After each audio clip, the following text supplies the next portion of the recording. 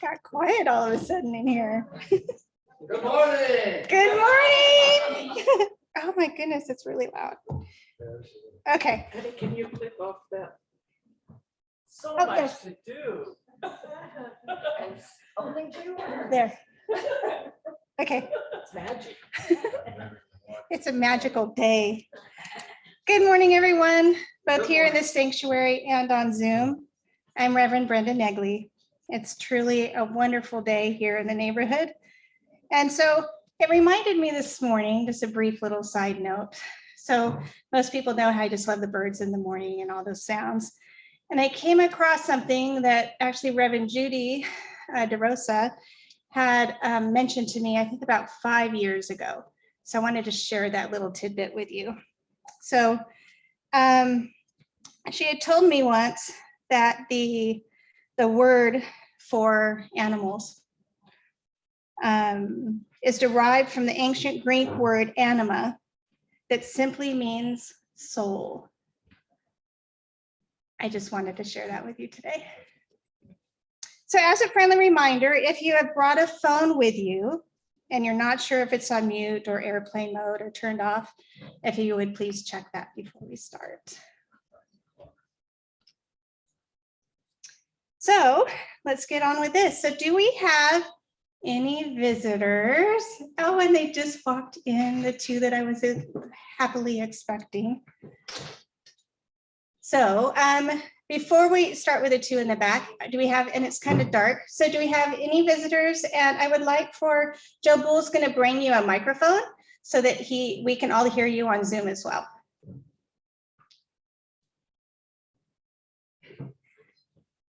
So visitors, new people, there we go. Hello, can you hear me? Yes. Well, some of you know me, some of you don't. My name is Bear, AKA Ron Murray. And I've known Joe for a number of years. We played in a band together called Boys in the Woods. Don't laugh. But that was a good time, and I'm here supporting him. Today's his last day, so be hitting the road with this Jenny here, friend that's from Tennessee.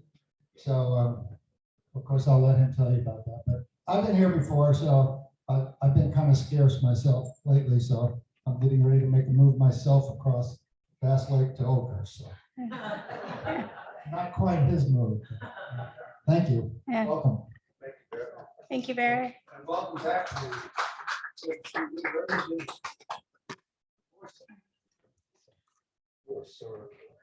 morning, buddy.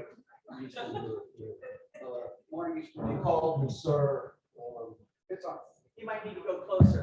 Yeah, speak right. You called me sir, but I'm more sir, with B, Eastern European.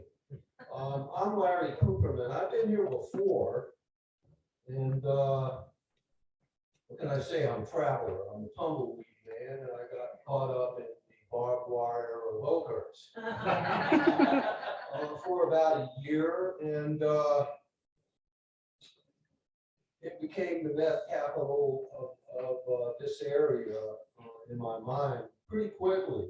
And I was riding my bicycle down 41 and I saw Emerson. And I'm a tremendous fan of transcendentalism and Ralph Waldo Emerson, where New Thought Begins. So I walked into the office and talked about Emerson, and Angelo came out. I was talking to the reception person. And we sat down and talked for a year. And he gave me a scholarship to get a master's in divinity. He said, we're not, we're kind of fly by night, and so many, not accredited fly by night, right? And I said, okay, we'll do this. And I came upon the idea that God is my cosmic buffer.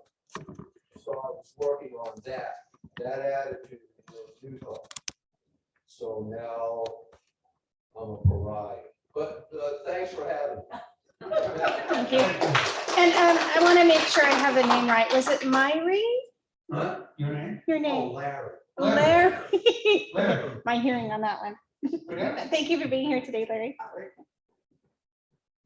My name is Evan, and I don't know, this is It is. Closer, yeah. Okay, and I came here yesterday and was involved in the drum circle, and that was really cool.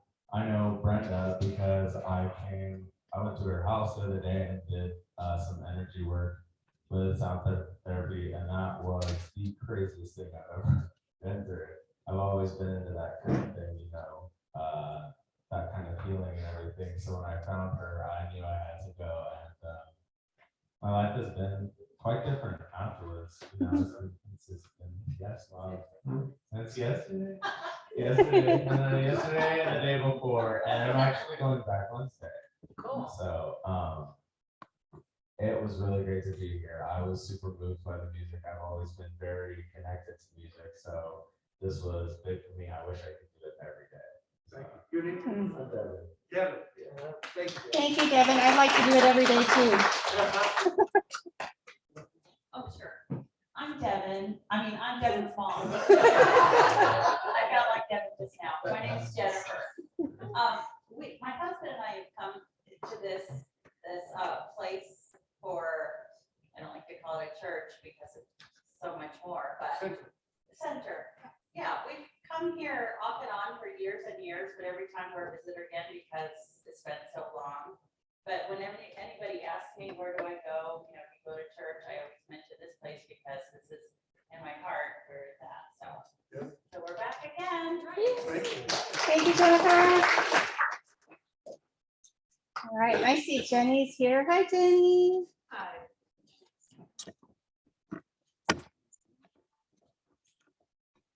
Technology over here. And are there any new visitors or anyone through Zoom that's here today?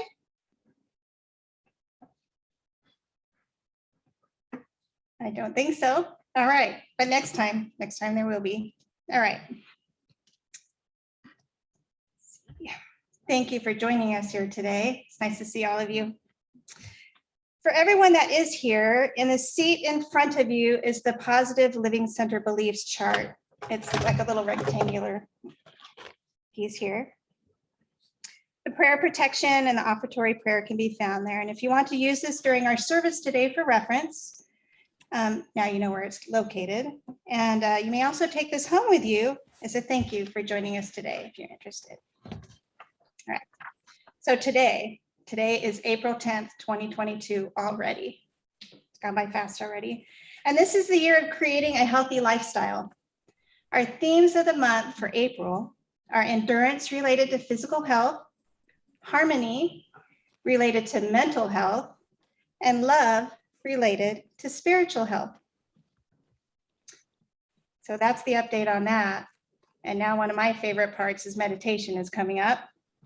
So we're going to listen to John Lalonde on flute, Reverend Judy DeRosa on the mother drum. And for myself, I will be playing the crystal bowl for meditation today. And when meditation is over, I'm going to be playing my Zen bowl over here while I bring you back, just as an FYI. And John Lalonde has an intro for us. Well, I'll just add that if you hear rain, Patty Hummel is going to be using the rain stick here today. So we're really here to support your meditation. And the way that we will start is that Judy will start with a drum beat, and then Brenda will begin with the crystal bowl. And then I will come in with the flute, and we'll just play for a while, trying to support just going deeper. So we're trying to stay non-melodic and just supporting the drifting that might happen during meditation. So There we go. thank you. Thank you, John. All right, so get yourself settled. Allow yourself to take a nice deep breath. Close your eyes. Bring in the vibration of your being and your heart. As we play, the energy will fill this room while we silently meditate together.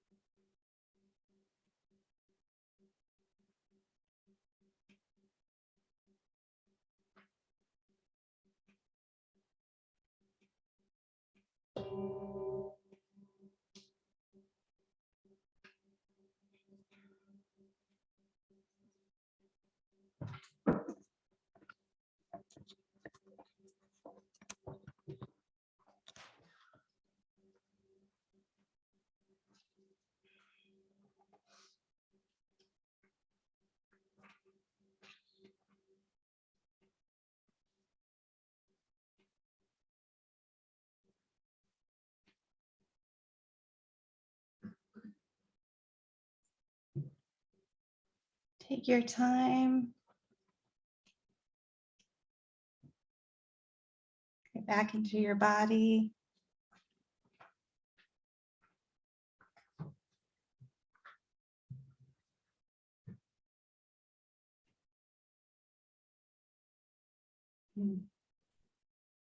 I welcome you back. As we slowly lift our hearts, let our hearts unfold as we reconnect to our inner energy. We come back to the room, calm, relaxed, clear, and balanced.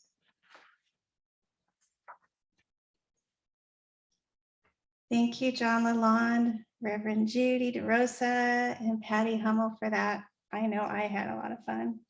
Lovely sounds. Absolutely lovely. Up next is our spiritual talk, which is Reverend Luana Bull. We're ready for your thoughts.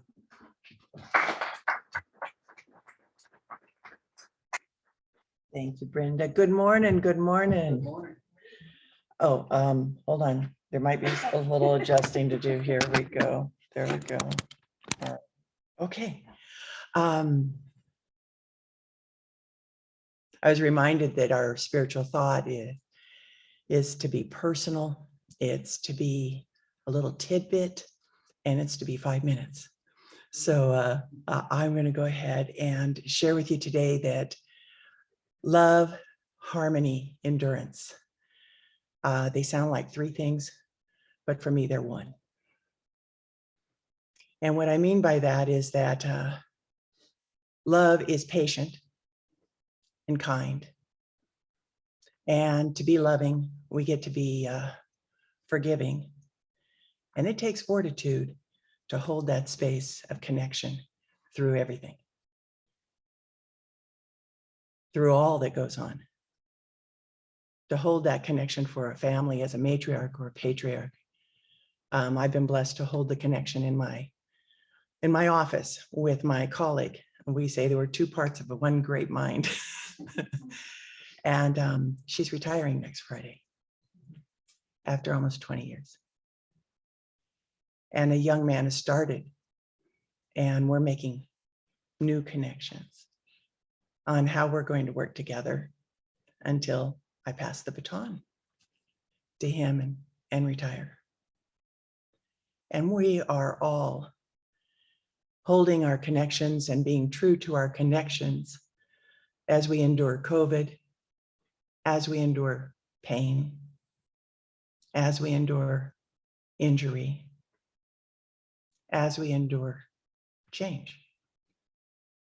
I was intrigued when I looked up endurance, that it was fortitude, it was forbearance, it was patience.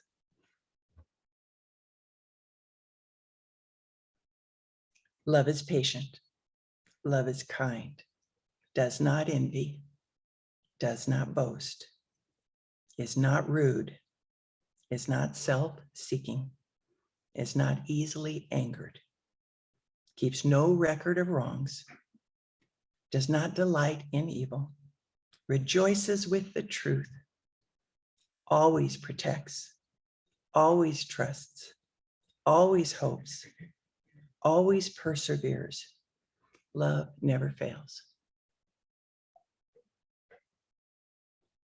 I get to trust life through the bit of sadness that I'm experiencing with no longer getting to play with my good friend at the office like we have for so many years. A little bit of mourning gets to go on, a little bit of sadness in the change. And I also get to be patient and protect this young man as he plants his seeds that will blossom in taking care of people. Because that's what I've always seen business as, is a form of service. So turn to love. I will be turning to love a lot in this experience. Much love to you always.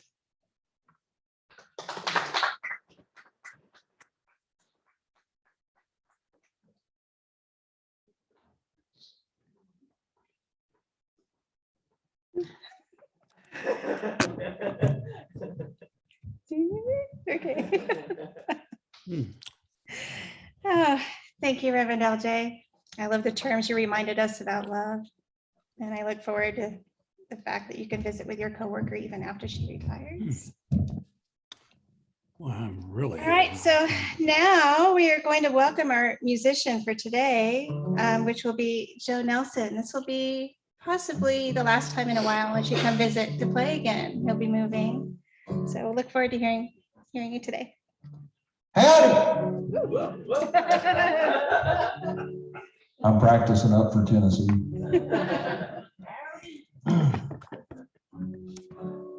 That's a little bit hot, isn't it?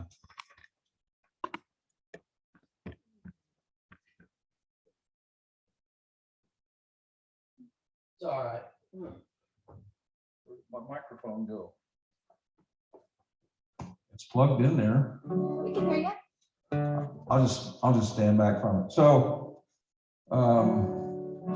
at Jenny's urging, I moved here from Florida in February 1999.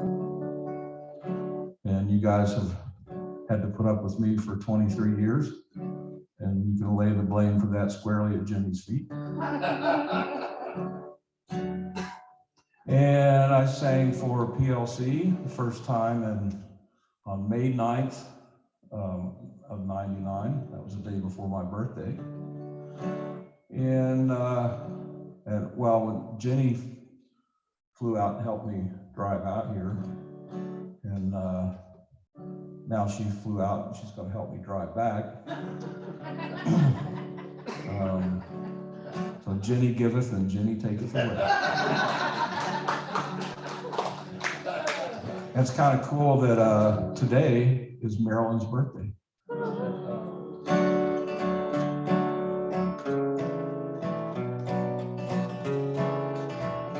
See these lines on my face, they're a map of where I've been.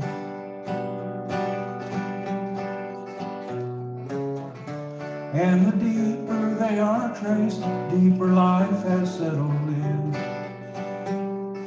How do we survive living out our lives? And I would not trade a line, make it smooth and fine, or pretend that time stands still. I want to rest my soul here where it can grow without fear. Another line, another year, I'm still standing here.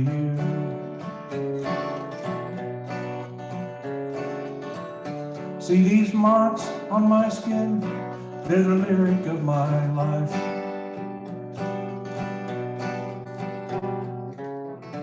Every moment that begins means another ends in sight. Only lovers understand. Skin just covers who I am. And I would not trade a line, make it smooth and fine, or pretend that time stands still. I want to rest my soul here where it can grow without fear. Another line, another year, I'm still standing here. See these bruises, see these scars, hieroglyphs that tell the tale. You can read them in the dark, through your fingertips like braille. And I could not trade a line, make it smooth and fine, or pretend that time stands still. I want to rest my soul here where it can grow without fear. Another line, another year, I'm still standing here. I'm still standing here. I'm still standing here.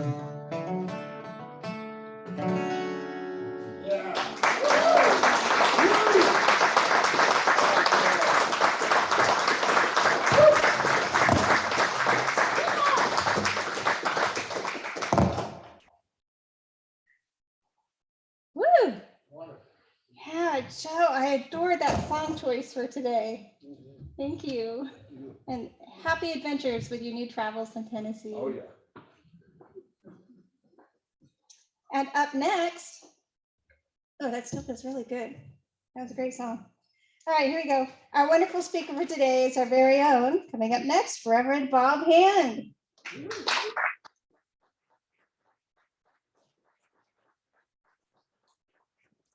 Probably gonna have to adjust that for me. Most definitely. All right, just down there. And fix it. Okay, how are we doing? No, I think that is perfect. There we go. Now And set. this, all right. Now, Jay, thank you for introducing the topic of love. That's what I'm going to speak about today.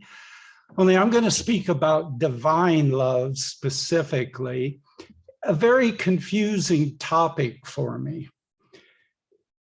See, a few weeks ago, was diagnosed with a hernia. And I thought about that, and I thought about, is that divine love? Excuse me. I mean, I see Jean, my wife Jean, getting me a Hallmark card, and on the outside it says, "I love you so much," and you open it up and it says, "I hope you get a hernia." It doesn't seem right, you know? And then a couple of weeks ago, we were walking, and in our area, there's no curbs or sidewalks. She was walking along the side of the road and twisted her ankle on the edge of the road and fell down. I have a hernia. I'm not going to help my wife back up.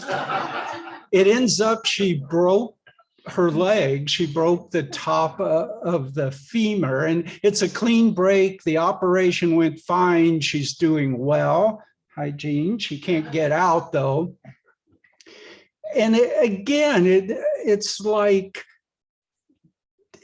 my saying, "I love you so much, I'm going to break your leg." It doesn't seem like divine love, you know. There's confusion there for me. And I think we get that idea because we think of ourselves as the children of God, right? The children of divine spirit. But, you know, mostly in the religions, and there's been thousands of religions, we know that, but mostly people aren't seen as the children of the gods. We're the creations of the gods. Instead of children, we're more like Frankenstein's monster, you know? And in most of the religions, we're made from dirt or clay. I mean, you're going to love something you made from dirt? In ancient times, people didn't expect the gods to love them particularly. The gods weren't really all that ethical. You got what you wanted by bribing them, right? Oh, I want things. I'm going to give you this fruit or grain, or more likely, I'm going to give you a burnt offering of meat or lay a dead animal out there, or I'm going to sacrifice people for you so you'll have servants. I mean, that's how you got what you wanted.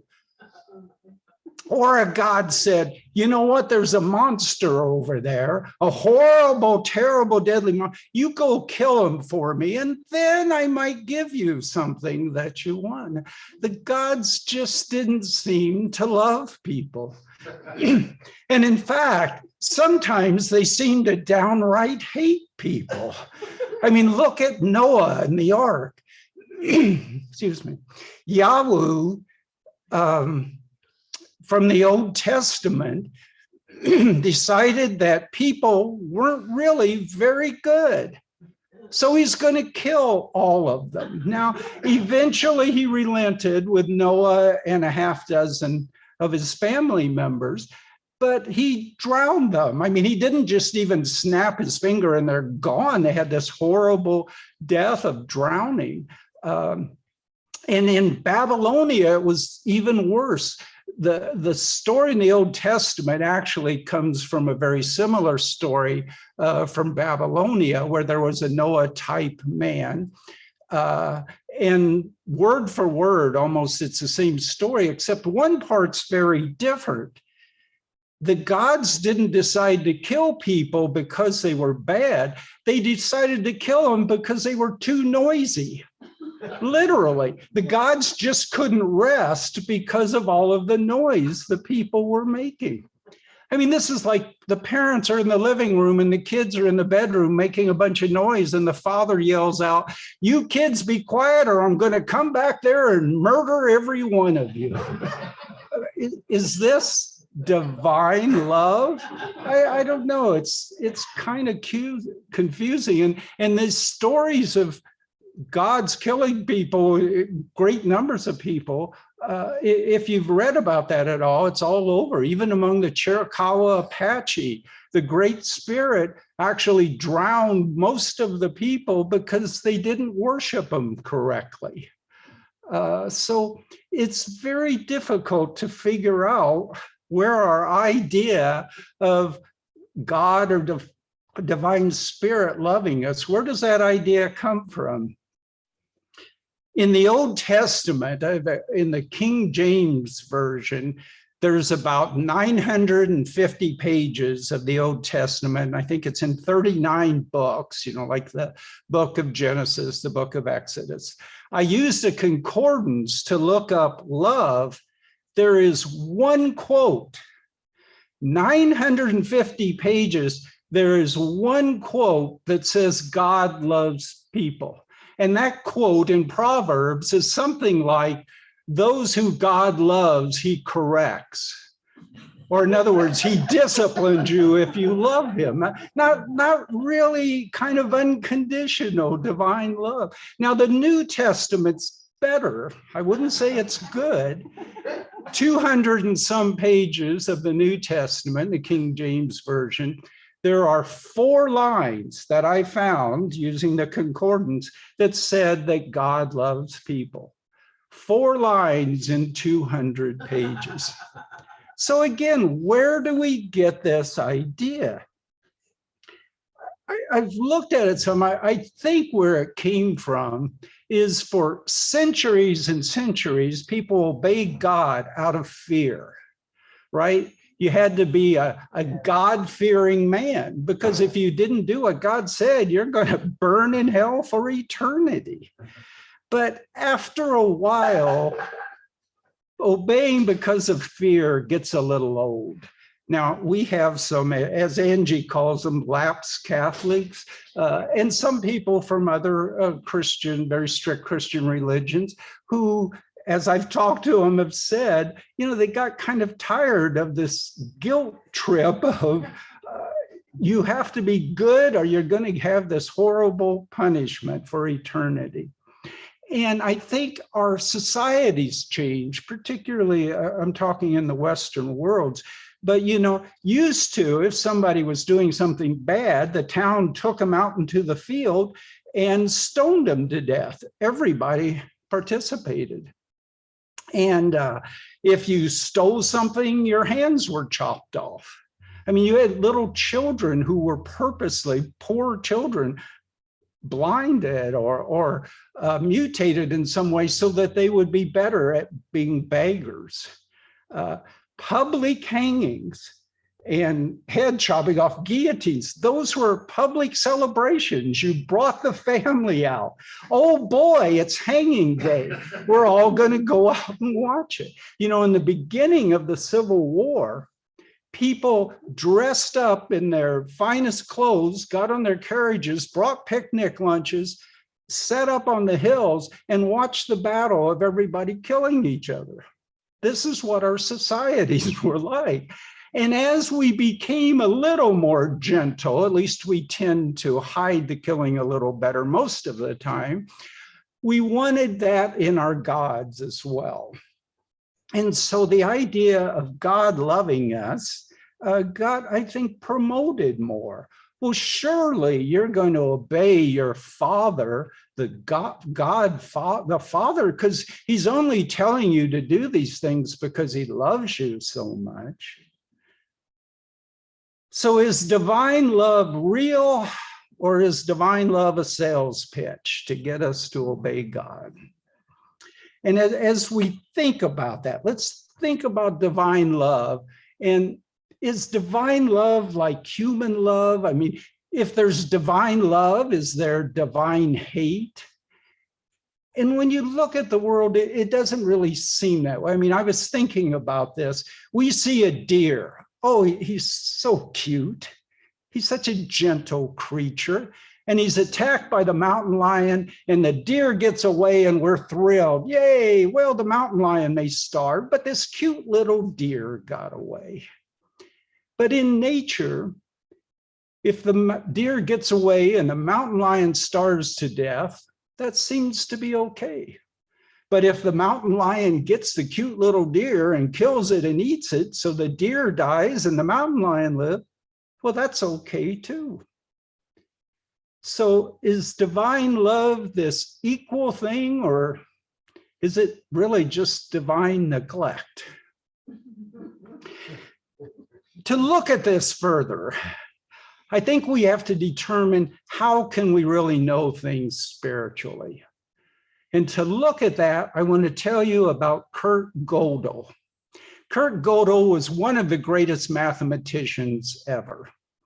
He was born in Czechoslovakia, went to school in Vienna, at that time part of the Ottoman Empire, and one of the learning centers of the world.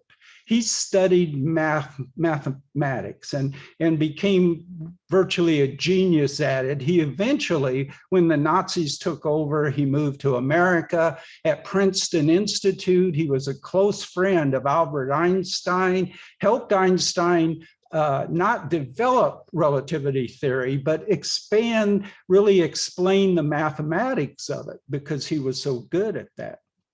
Lots of other mathematic achievements. But what he's known for is his incompleteness theorem. Sounds a little strange. The theory of incompleteness. At the time, there was this idea, mathematicians and philosophers sort of went together a lot. He, in fact, Gödel considered himself more a philosopher. And there was this idea that mathematics was this perfect system. It was totally complete. You didn't need things from the world to supplement it. It was the absolute truth. And Gödel mathematically astounded the world of academics by proving that any consistent logical system cannot be complete. Now, I have a book about Gödel. In the back is his proof. I don't understand it. I don't understand the mathematics of it, but if any of you want to come and look through it, you're welcome to. But it's accepted internationally that he proved that no system can be complete. And this actually only applies to those kind of logical mathematical systems, but Gödel himself applied it to everything, including religion. He was very strong logically, and he believed religions could develop logically, but no thing could be complete. And in that understanding, I mean, if you explain it, like a mathematical system, if you have a system that shows how do you figure the area of a rectangle? Well, it's the height times the width. So if you have a rectangle, it's 2 feet high, it's 3 feet wide, 2 times 3, that's the area, 6 square feet. A complete system, except it didn't define what a foot is. Oh, well, I'll put that in there. A foot's 12 inches. Now it's a complete system. Oh, but it didn't define what an inch is. So I define an inch and I put that in, but whatever words I use to define an inch are outside the system. And what he proved is a consistent system can never be complete. Instead, he said we have to rely on intuition. Ultimately, we go as far as we can with logic, and then we have to go to intuition for that final truth. Divine love. We follow the divine light. The divine light is our guidance to understand our spiritual belief system. But ultimately, the divine light runs out. We come to the end of it. And then I say we follow the Tao. As I said before, we go from the mystery into the deeper mystery through the gate to the secret of all life. And where does that gate lead? That gate leads into darkness. You know what? Because we've heard all of our lives that everything starts when God, even metaphysically, if not actually, God says, let there be light. But if there's beginning of light, if light is invoked, it's coming into darkness. That's what was there before the light. But I'm not talking about the darkness of fear or the darkness of hate or loneliness. I'm talking about the deepest mystery. Before the divine light is the divine darkness. And when you go through that gate to the secret of life and the divine darkness, there is no light to show you up from down or right from left or good from bad or right from wrong. You are in the darkness. And the only thing to guide you is your intuition. And what can our intuition tell us about the divine darkness? Well, in the darkness, everything's one. There's no light to distinguish anything. The ultimate truth of the divine darkness is everything is one. And so maybe if we go there, maybe our intuition tells us that divine love is when God, when divine spirit recognizes the oneness of all things, the equalness of all things, that all things, all people are part of the divine, or part of the divine spirit, because that's all there is ultimately. And maybe unconditional love, maybe divine love in action is when we see, not through our own eyes, when we see every person is different, but when we see through the eyes of divine spirit and see that every person is the same.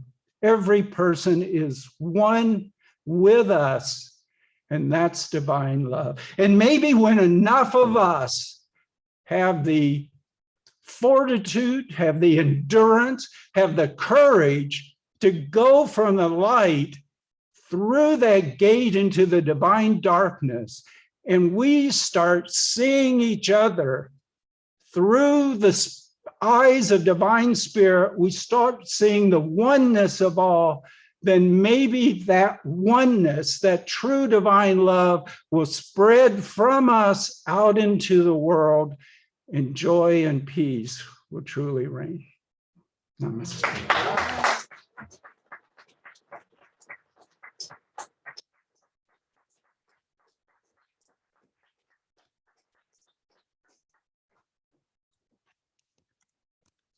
Technology again.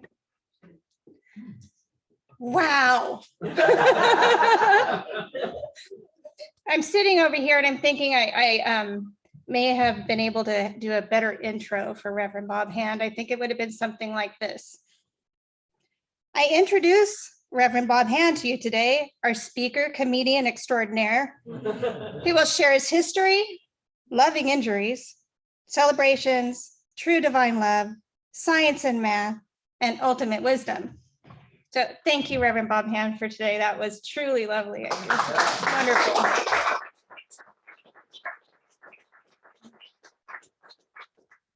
I learned a lot on that talk. Great, great, great. Maybe not the celebrations that were so horrible, but anyway, history and anyway, very well presented. I think I will carry that talk with me for a very long time. All right, let's see. I wrote through something here. So here we go. Next up, amongst all my scribbles, I see my note that's coming next. Next up is the offertory. Would our ushers, Reverend Judy DeRosa and Reverend LJ Bull, please come up.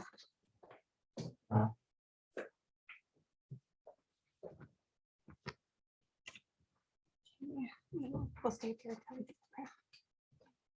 So in front of you is, if you'd like, you can take out that little sheet that's in your chair in front of you. It's in most of in front of you, except in the front row. We'll do the offertory statement. So please say with me if you like. Here we go. Divine love flowing through me blesses and increases all that I give and all that I receive. Thank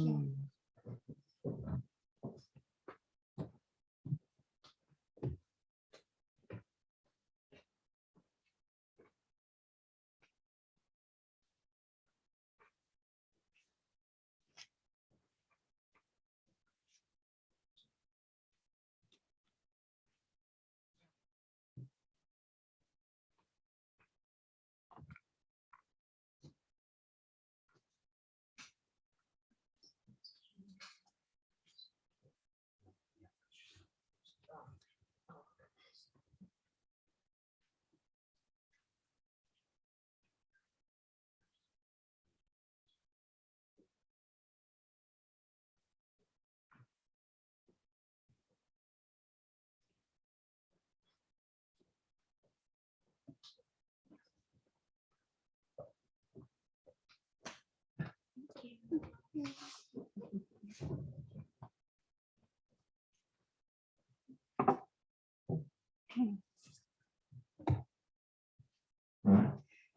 Thank you for financially supporting the Positive Living Center, also known as PLC. We are a nonprofit that is funded by donations only.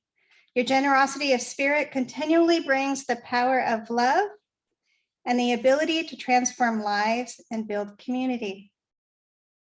You may also send donations to PLC to PO Box 2683, Oakhurst, California, 93644, or PayPal via the green donate button that's shown on the weekly bulletin for PLC, the iFocus online.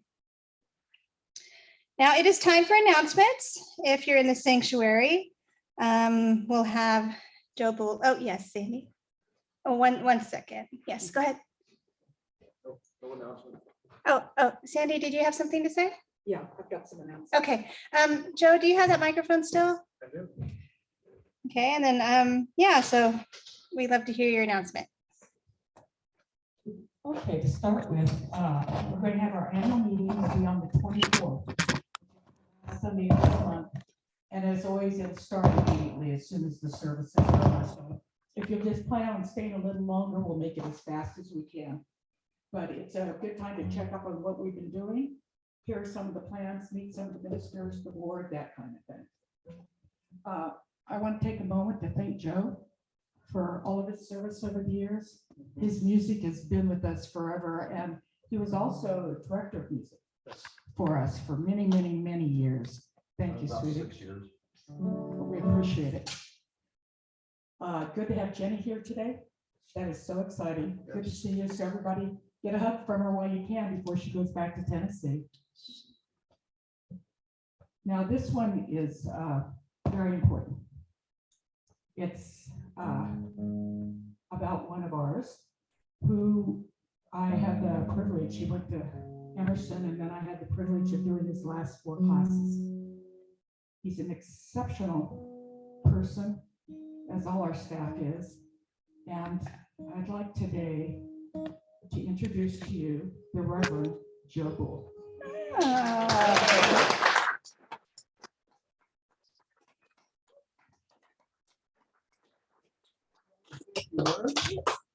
Okay, thank you. It's been a travel, a lot of study. I've had great teachers. I've had my own Reverend Lorna Bull. And Reverend Missy, thank you, Reverend Sandy, and of course, Reverend Angelo. These were my instructors. How could I fail? It was great. It's been a long road, and I've really enjoyed the classes and the study as I have learned more and more about these teachings. So it's an honor to be one of your ministers and to serve. Thank you so much.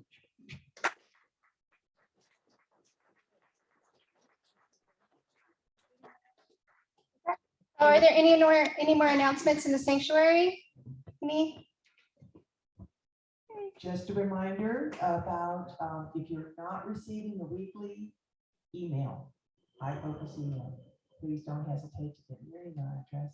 And the 2 that I got last week, I'm hoping you're going to be able to tell me good news you're receiving it. Anybody else? Thank you. And then are there any announcements for those on Zoom? Go ahead, Nancy. I would just like to add my congratulations to the Reverend Joe Bull. He's a man of marvelous and wonderful consciousness, and he will support greatly or continue the great support for Positive Living Center. It's been an honor to be part of, along with Reverend Angelo and Reverend Sandy of the classes this past year. It's been a great honor. And I also wanted to thank Joe Nelson for his service to Positive Living Center.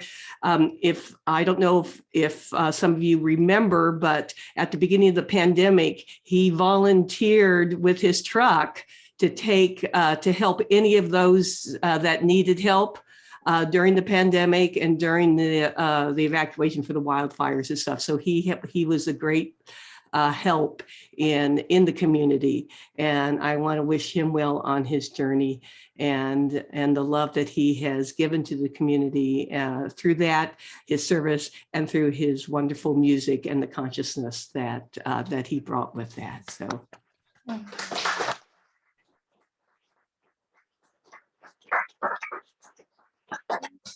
I'd like to see, are there any other announcements on Zoom? All right, I don't see any. All right, so Joe, are you going to play us another tidbit? Pray us out and I'll play us out. Okay, all right, here we go. So let's see. Musical camera. Okay, here we go. Let's see where I'm at now.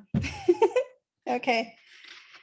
For anyone in need of a prayer treatment, our PLC practitioners are here to support you. And the practitioner partner this week I have down is Reverend LJ. Did you have something to say? Just let people know. There she is, right there. There is also a frog box near the front door. Write your prayer request to the PLC prayer team and place it in the box if you so wish.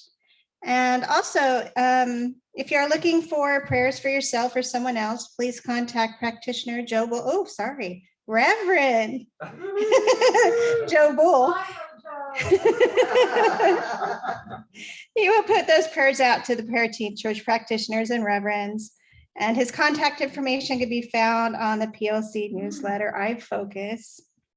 And just to let you know too, we also have Heart to Heart. PLC has a heart-to-heart outreach. We all go through life transitions, and your PLC heart-to-heart team members are ready to partner with you on your journey. This is whether you need to talk, seek support for any other needs, or seek support for any other needs you might have. Together, we create a new way of being in community. And Reverend Judy DeRosa is the heart-to-heart liaison, and you can find her contact information on the PLC newsletter, iFocus as well. Next week's speaker is Reverend Judy DeRosa. It's gonna be great. And it is time for the prayer protection that is found also on that little green card in front of you. All right, so please say with me, the light of God surrounds me. The love of God enfolds me. The power of God protects me. The presence of God watches over me.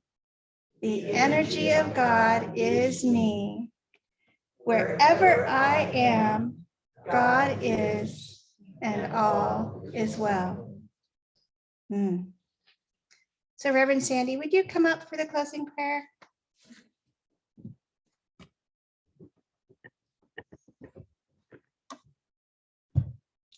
So if you'll close your eyes, please. Just take some deep breaths. Just sink into the comfort of our family as we come together on Sundays to share and laugh, to pray for each other, to know all is well for each other, to see the truth of each other. It's a glorious experience that we're able to have here, and I'm very grateful for it. It is fuel that keeps us going. It is light that keeps us shining. It is a beautiful place to be. And I'm so thankful for the service we've had from everyone, for Jenny and Joe who are going on their way, for everyone that's here, and welcoming the new minister that we have, Reverend Joe. Life is good, and we could live it to the fullest here. And say with me, please, and so it is.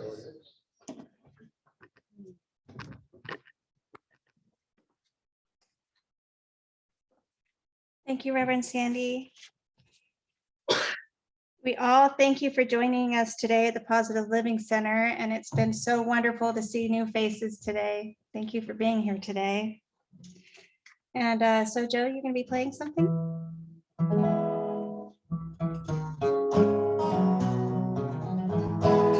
Well, there are people who would rather live in mansions and people who would rather live abroad. There are people who would trade God's promise for the glories to hold. There are people who would rather live in splendor and brag about their silver and their gold. But I'd rather have a little log cabin by the side of the road. I'd rather live by the side of the road and try to point souls to the heaven above than to be a king or a millionaire and live in mansions in bright array. I'd rather do a neighborly deed or a traveler here or a friend in need. I'd rather live by the side of the road and help some pilgrim along life's way.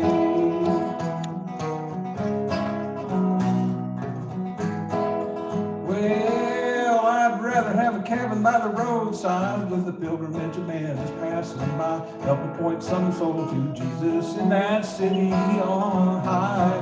Every day I want to help scatter roses, every night I want my lamp to shine abroad like a beacon from a little bay window by the side of the road. I'd rather live by the side of the road and try to point souls to the heaven above than to be a king or a millionaire and live in mansions in bright array. I'd rather do a neighborly deed for a traveler here or a friend in need. I'd rather live by the side of the road and help some pilgrim along life's way, and help some pilgrim along life's way. Hey!